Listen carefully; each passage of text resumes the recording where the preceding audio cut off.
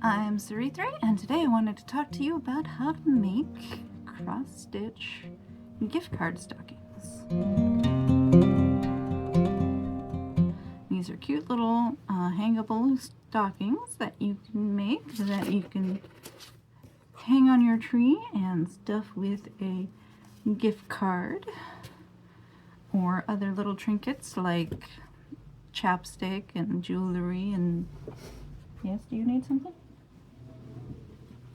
Anyway, these are really easy to make. I've stitched these stocking patterns on 14 count plastic canvas, and we're going to be walking through how to back them with felt. The stocking that we'll be finishing today is this cute little Zelda one that will be available on my Patreon at the time this video is going up, and should be up on Etsy in a few weeks.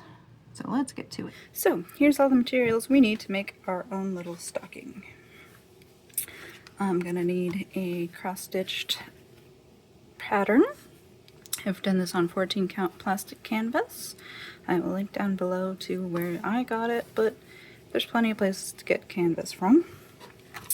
Some sort of ribbon for hanging, could also just be string, and felt to back it with. Now, my back is fairly messy and covered in knots, but I don't bother backing mine. If you want to, that is up to you. You can do a layer of felt to begin with, or a layer of quilting cotton or something, whatever you want to do, but I will not be doing that. Now, I have a piece of felt that I have clearly used for other things, but I'm going to find a spot where this fits, and I'm going to fold it to about the same width as that top of the stocking, because I don't want just a raw edge of felt along the top of my stocking, if that makes sense. So I'm going to use some clips. You can use pins or whatever, just to hold that fold in place while I measure. And let's put the clips to the exact width of the stocking so that I know where that's going to be. And I'm going to find my center here, and I'm going to cut into it because I need somewhere to put a ribbon loop. So that's about center. I should measure this. I am clearly not measuring it. You should probably measure it, but I'm going to cut a little hole in the top, right? So I now have just a hole. And I'm going to get on my ribbon and measure out a little loop.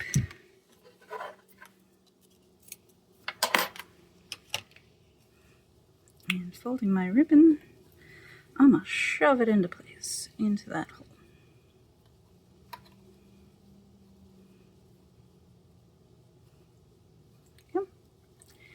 So now when I stitch up that section, I will stitch those two pieces of ribbon together. Does that make sense? Back to that being clipped. Yep. Make sure that there's enough room all the way around. And now I'm going to use sewing thread. You can also use a machine for this next step, but I really don't feel like setting up a machine for one single seam, so I'm just going to hand sew it. I also don't care if this is messy or neat because it's barely visible, and I'm using black thread on black felt. You won't really be able to tell the difference later. But basically,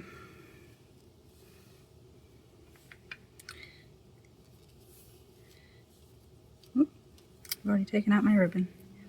Let's stitch up to the point where I need it and then put it back. Basically, I'm just going to do a basic running stitch across the top here. You can do a full back stitch if you want a little bit more security, but that's up to you.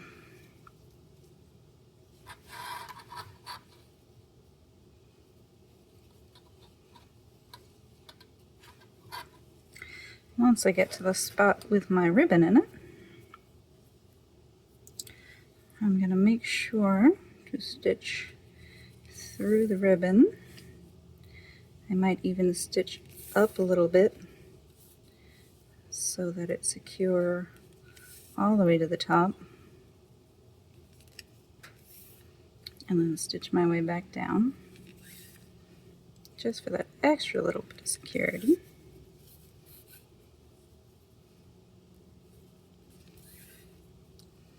And then I'm going to finish running all the way across to the width of my stocking,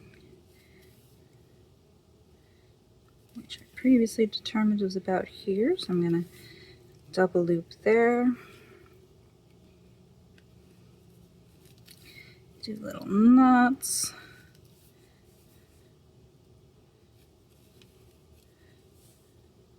don't overthink this step. It doesn't have to be perfect.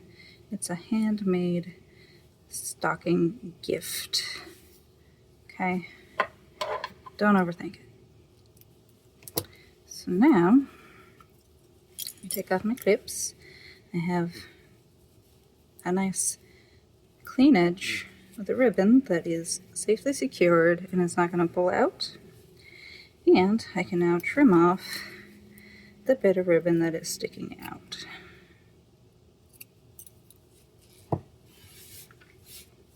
Okay, next up I'm going to take my stitch and again line it up with that ribbon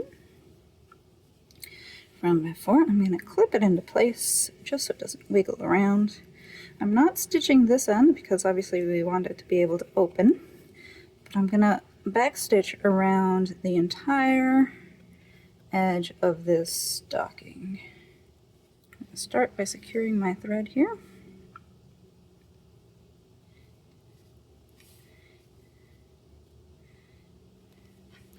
And wandering off camera, sorry about that. So when you're doing this back stitch, you want to make sure you stitch through the canvas and through the felt each time. Okay, so this is probably going to get sped up because I can't imagine it will be particularly exciting to watch me backstitch this entire thing. So I will meet back up with you once that's done.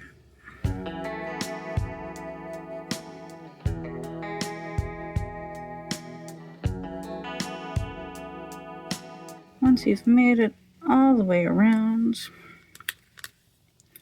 we're going to secure this thread and trim it.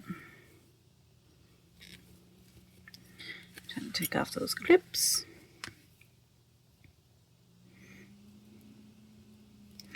Again, we're not stitching that top one closed because we still want to be able to open it.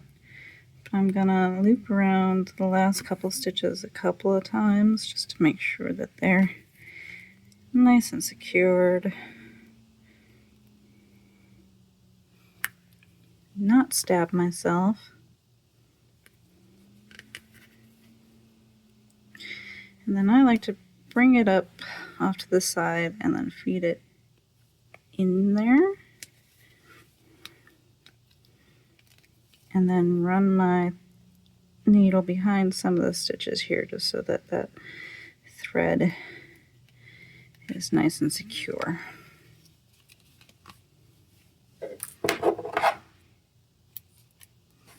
Okay. So now I'm going to trim this to size, getting my fabric scissors out. The first pass I'm going to be pretty rough. I just want to get it off the sheet so that I'm not dealing with all this extra bits. And this will be used for other projects. And then, going back through, I'm going to kind of hold my scissors at an angle so that I'm cutting basically under the plastic so that it's not peeking out significantly past it.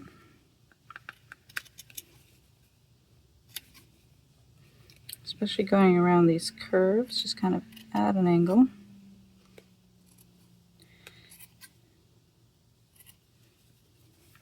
You don't want to cut too far into where we just secured it with thread, but neither do we want it to stick out a bunch. And it doesn't have to be completely hidden. Like you see how I still have a little bit of the felt there. That can create the roundness that the cut plastic does not.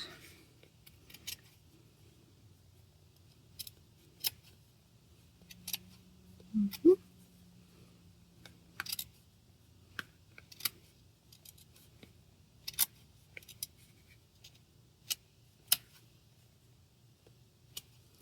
And here we have our little Christmas stocking. You can hang that on the tree, and you can get a gift card or a business card in my case and hide it on the tree in plain sight. Now you can fit all sorts of little gifts in there, of course, gift cards, cash, that sort of thing. You can also fit like chapstick. Would make a cute little gift. Jewelry fits well in here. You could even fit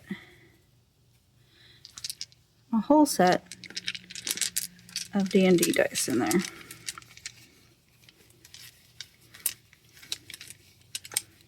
There you go. If you can tell, it is pretty lumpy, but hanging there on the tree, you won't be able to notice. Now you can also personalize these by backstitching someone's name at the top there. This design I've been working with today is available on my Patreon if you'd like to stitch it yourself. It will also be on my Etsy in a few weeks from when this video is posted. Already on my Etsy are these two from previous years if you're a Pokemon fan. I stitched this one in 310 on the outline for a nice bold look, and this one in 37.99 for a more muted look, so that's another way that you can customize these. I also have a blank template of this stocking available on my website. I'll link the article down below. It's basically this video on how to put it together, but with, you know, photos and text. But also with a blank template, both in image form and in PC stitch files if you're a designer yourself. Otherwise you can just print out the grid form and draw your own design in the squares. And there you have it. We have our stocking. We can now hang this on the tree, put your gift cards in it, hide it in plain sight. How adorable is that? I hope you found this helpful, but whatever you decide to do, keep creating.